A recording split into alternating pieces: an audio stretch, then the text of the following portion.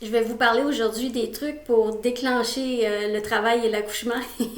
Je ris parce que vous allez peut-être être déçus, mais restez jusqu'à la fin. J'ai des belles surprises pour vous à la fin. Il y a des choses qui fonctionnent. Il y en a beaucoup qui ne fonctionnent pas, mais il y en a qui fonctionnent. Donc, restez jusqu'à la fin.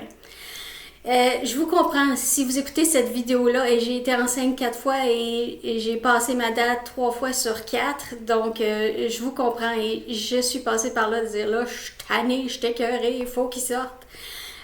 Ils finissent tous par sortir, ne pas s'inquiéter avec ça. Et des fois aussi, c'est qu'on n'est pas tout à fait patient. Quand on vous donne une date prévue d'accouchement, et j'en parle dans d'autres vidéos, il y a juste 4% des femmes qui accouchent à leur date, 90% dans une semaine avant ou après. Et tout ce que je vous dis, ça a été beaucoup modifié avec le fait qu'on induit, qu'on provoque tellement les femmes pour toutes les raisons, bonnes ou mauvaises. Donc, on a perdu la nature. Mais si vous vous fiez à la nature, il y aurait 95% des femmes qui accoucheraient dans 2 semaines avant ou après leur date, ce qui est un mois. OK? C'est pas une journée. Il faut qu'ils sortent cette journée-là. C'est en dedans d'1 mois. Tant mieux si vous accouchez avant, donc vous n'aurez pas besoin d'écouter cette vidéo et d'essayer de faire tous les trucs. Mais si vous avez passé votre date ou que vous avez une date d'induction puis vous dites j'aimerais donc ça, que ça déclenche naturellement, je saurais que bébé est prêt, ça me donnerait la paix d'esprit, parfait. Première chose, ceux qui disent ben relax, tu le retiens trop, on peut pas retenir un bébé. C'est aussi loufoque que de dire on va retenir un train en marche. Non, quand le travail déclenche, on peut pas l'arrêter non plus. Donc de dire non, t'es trop stressé, c'est pour ça que ça déclenche pas. Pas vraiment, OK? Quand il est prêt, puis il est plus arrêtable. OK? Donc ça, c'est réglé. Si vous n'êtes pas à votre date encore, j'espère que vous n'allez pas vous ruer sur les choses que je vais vous dire qui fonctionnent un peu parce que je vous donnerai l'exemple d'un pommier. Les pommes, ils tombent pas toutes en même temps. Ils mûrissent à différentes vitesses. Comme à l'école aussi, dans la classe, c'est pas tout le monde qui suit au même rythme. Il y en a qui sont comme en avant, puis il y a les autres qui, ça leur prend plusieurs fois la même explication. C'est la même chose pour, je reviens à mon pommier. La pomme, quand elle est prête, elle tombe. Elle tombe du pommier et on sait qu'elle est mûre. Si vous allez 2 semaines avant qu'elle tombe, vous dites là, je veux ma pomme, je veux mon bébé, et que vous tirez sur la pomme, vous allez casser la tige, et si vous la mangez, peut-être qu'elle n'est pas mûre et que vous allez avoir juste mal au ventre. C'est un peu la même chose, l'analogie avec induire le travail. Donc, des fois, oui, ça peut déclencher le travail, mais ça se peut que ce soit un travail qui soit inégal, pas des bonnes contractions, que vous vous retrouvez avec plein d'interventions, alors que ça aurait super bien été, ça aurait été plus orchestré, si on veut, si c'était arrivé naturellement. Donc, à la fin de la vidéo, si vous dites vous n'êtes même pas à votre date, je vous suggère écouter un film et relaxer. C'est la meilleure des choses. Donc, si vous décidez d'essayer d'aider à déclencher le travail, je vous dirais aussi de le faire durant la journée. Et la nuit, arrêtez d'essayer de pousser, tirer, parce que vous avez besoin de récupérer. Et des fois, on fait des trucs, les trucs que je vais vous donner qui suivent. Et là, vous vous couchez, vous dites, bon, je suis épuisée. Et là, le travail commence. Et là, vous n'avez pas dormi depuis un bon bout de temps ou vous avez marché toute la journée parce que vous pensiez que ça allait déclencher. Donc, donnez-vous des pauses aussi. L'autre chose aussi, c'est que si vous stimulez toujours votre corps, mettons en marchant, là, marcher 6 heures par jour, dire « Oh, j'ai vu que la marche, ça pouvait déclencher le travail ou assis sur le ballon, ça pourrait déclencher le travail, donc je vais marcher ou je vais sauter sur le ballon un petit peu et tout ça. Le corps, à un moment donné, dit, bon, elle fait tout le temps ça, je répondrai même pas à ça. J'envoie plus les fausses contractions ou les petites contractions. Donc, prenez des pauses, donnez des pauses à votre corps et la nuit, dormez, récupérez parce qu'on sait jamais quand la course va vraiment commencer. Comme je parlais, marcher et assis, sautiller sur le ballon ou rouler sur le ballon, ça ne déclenche pas vraiment le travail. La majorité des études aussi n'ont pas étudié les trucs pour déclencher le travail parce que il y a un problème avec l'éthique. Il y a un bébé en dedans qui ne peut pas se défendre, si on veut. Donc, il y a très peu d'études sur les choses pour déclencher le travail à cause de ça. L'autre chose aussi, c'est qu'il y a beaucoup de choses que c'est des produits naturels et les produits naturels ne sont pas vraiment réglementés comme aux États-Unis, le Food and Drug Administration ou au Canada, Santé Canada. Ils s'occupent des médicaments surtout. S'il y a des médicaments qui seraient dangereux, ils les retirent du marché et tout ça. Mais pour les produits naturels, c'est pas beaucoup contrôlé, c'est pas beaucoup étudié. Donc, c'est plus des anecdotes que vous allez entendre sur Internet. Ben, fais ci, fais ça. Et souvent, c'est l'autre madame qui a déjà été enceinte et c'est ça, ses qualifications. Elle a eu un bébé. Donc, méfiez-vous de ce que vous lisez. Et c'est pas parce qu'une chose est répétée par plusieurs personnes qu'elle est nécessairement vraie. C'est des fois une tendance Internet et qui n'a pas été prouvée. Je vous dirais aussi qu'il faut se méfier parce qu'il y en a qui vont écrire oui, moi je l'ai fait et ça a fonctionné.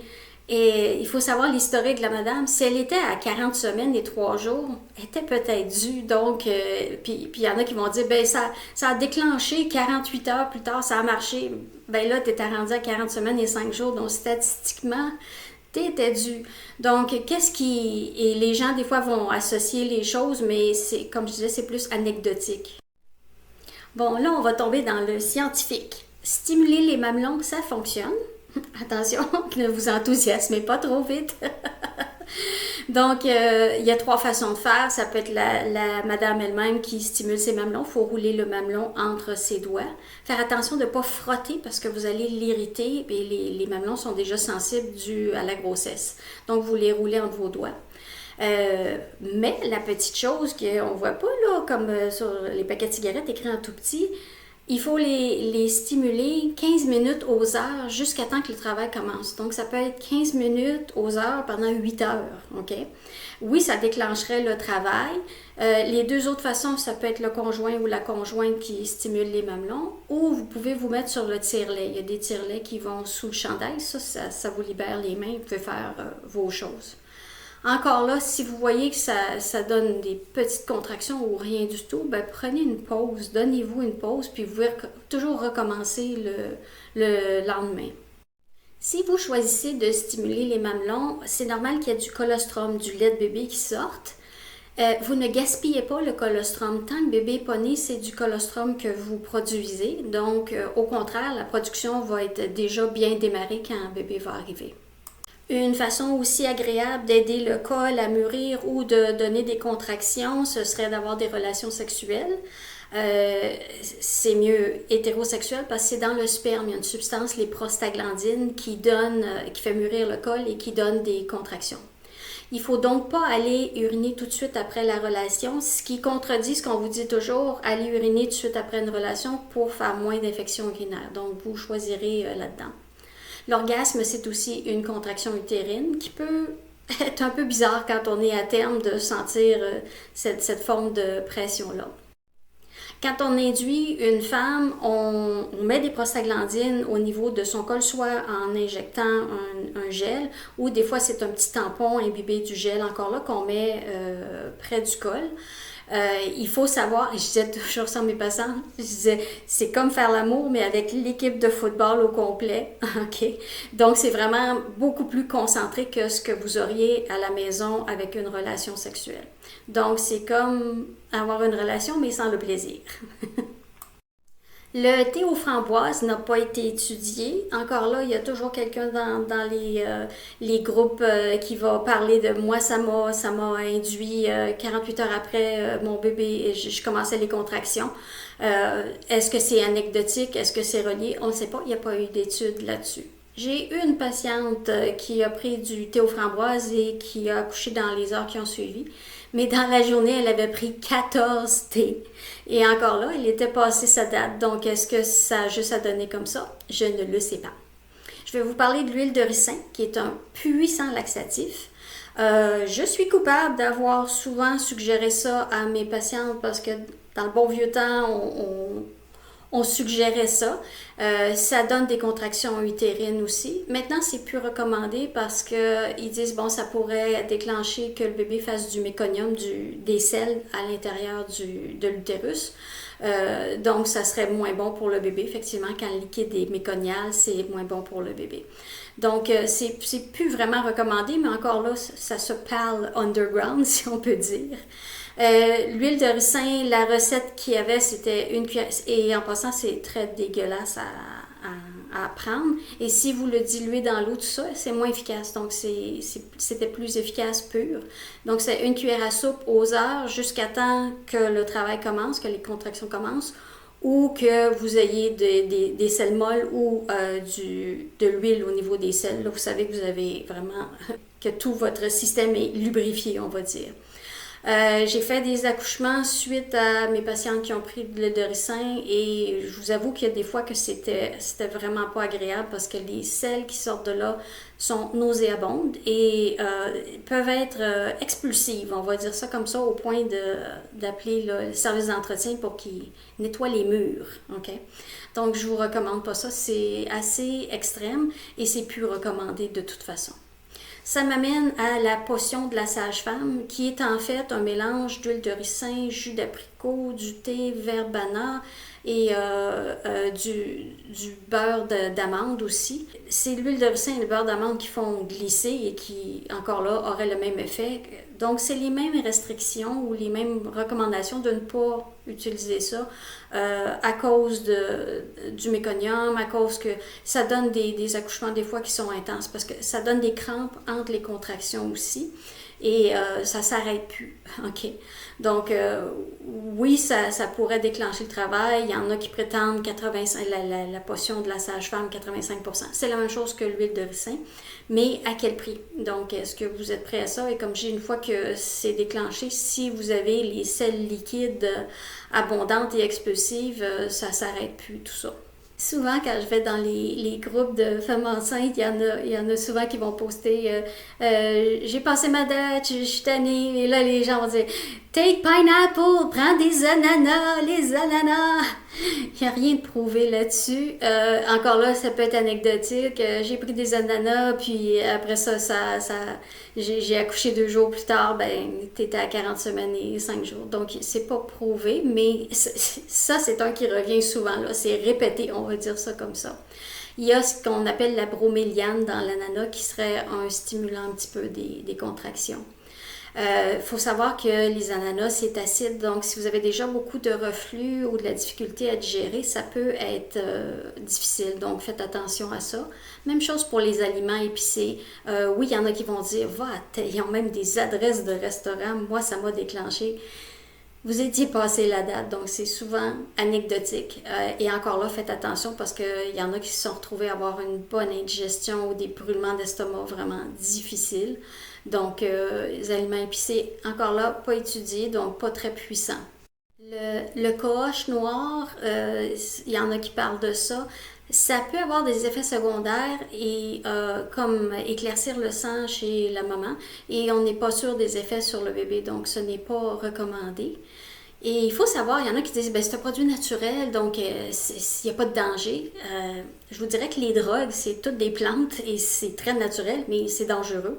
Et la digitale, qui est la drogue pour le cœur, ça vient d'une plante aussi. Donc il y a des médicaments très puissants qui à l'origine viennent des plantes. Donc, c'est pas un argument qui, pour moi, m'impressionne de dire c'est naturel, c'est une plante, donc ça peut pas être dangereux. Il y a des choses qui peuvent être très dangereuses et qui viennent des plantes, comme je disais, la drogue, entre autres. Donc, méfiez-vous de ça. Et si ça n'a pas été étudié, c'est qu'on ne le sait pas. Je vous parlerai de l'acupuncture. J'ai eu quelques patientes qui avaient passé leur date, ont fait une séance d'acupuncture et 2 jours plus tard ont accouché. Donc, j'ai pas été très impressionnée par la force de l'acupuncture et encore là, c'était peut-être dû parce qu'on était à 40 semaines et 5 jours. L'acupression, vous allez voir ça aussi, c'est des points. Le plus commun, c'est ici, dans la jonction, c'est de masser comme ça, ici. Et il y a un point aussi derrière la cheville, encore là, de masser, ça ça donnerait des contractions. Encore là, j'ai pas été impressionnée. Et, si quelqu'un arrive puis vous pèse ici à 26 semaines, le bébé va pas sortir, là. Il faut relativer les choses. Mais pour vous donner un exemple, ça arrivait souvent des madames que, bon, elles étaient à 41 semaines, puis ou pour une raison X, Y, Z, étaient provoquées à l'hôpital. Et mettons que le bébé était assez bas, on crevait les os, et là on disait, bon, ben va marcher pendant une heure ou deux, puis on va voir si le travail commence, parce que de rompre les membranes, ça peut stimuler le travail ou débuter le travail. Et souvent, les infirmières disaient, ah, puis il y a des points d'acupression ici, c'est très, très fort, ça, ici, vous pesez, ici, vous massez, vous allez voir. Et moi, je croisais souvent les madames, que ce soit les miennes ou les patientes des autres médecins dans le corridor, et il y avait un gros rond rouge ici, tellement qu'il y avait massé. Le visage était découragé parce qu'il n'y avait pas de contraction. Donc, c'est pas un eject button, c'est pas très fort, c'est pas un bouton pour expulser le bébé. Même chose pour les chevilles, c'est pas puissant, là, très loin de là. Êtes-vous découragé? J'ai gardé le meilleur pour la fin, les dates. Ça fonctionne. Et ça, ils ont fait des études. Il y a un petit mais. Il faut prendre 6 dates par jour, en manger 6 dates par jour, pendant le mois avant la date prévue d'accouchement. Et là, c'est quand la date où on va accoucher, on le sait après. Quand le bébé est né, on dit « Ah, c'était aujourd'hui! » Donc, 6 dates par jour, ça aiderait à déclencher le travail et ça aiderait aussi à diminuer le temps de travail. Et là, c'est intéressant. Le premier stade a passé, ils ont comparé des femmes qui ont pris des dates à des femmes qui n'ont pas pris de date. Le premier stade a passé de 15 heures à 8 heures si elles avaient pris des dates. Donc, c'est impressionnant. Donc, oui, ça fonctionne. Savoir que les dates, il y a quand même il y a du sucre dedans. Donc, si vous êtes diabétique, ne prenez pas les dates et toujours demandez à votre médecin, que ce soit pour n'importe quelle vidéo, n'importe quoi que je dis, vérifiez toujours avec votre médecin. Mais les dates, 6 par jour, ça fonctionnerait, mais pendant un mois. Donc, ça, encore là, on arrive à notre date. Donc, on est dû. Je vous dirais que le plus grand déclencheur, le plus grand truc, c'est la patience, le temps. OK? Les femmes finissent toutes par accoucher. Et il y en a qui disent, non, moi, il faut toujours qu'ils me provoquent. Oui, mais tu ne serais pas enceinte pendant 10 mois. On n'est pas des éléphants. Donc, tu finirais par déclencher. Tu as été provoqué avant, mais dans la nature, le travail débuterait, c'est certain. Ça, c'est une certitude que j'ai en médecine, c'est qu'il n'y a pas une femme qui a été enceinte éternellement. Donc, de la patience aussi. Si vous décidez de faire les trucs que je vous ai donnés ici, alternez, prenez une journée de repos et ça peut être la bonne aussi. Et faites les trucs et essayez de varier aussi parce que quand on fait toujours le même truc, comme je disais, le corps à un moment donné dit « Bah, faites tout le temps ça, prendre des grandes marches. On ne va pas s'énerver avec ça. » À la prochaine capsule.